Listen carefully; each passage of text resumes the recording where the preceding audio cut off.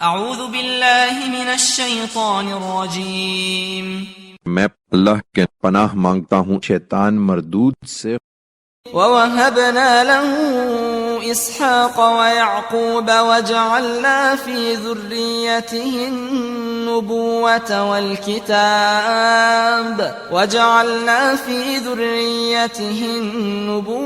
وَالْكِتَابَ وَآتَيْنَاهُ أَجْرَهُ فِي الدُّنْيَا وَإِنَّهُ فِي الْآخِرَةِ لَمِنَ الصَّالِحِينَ۔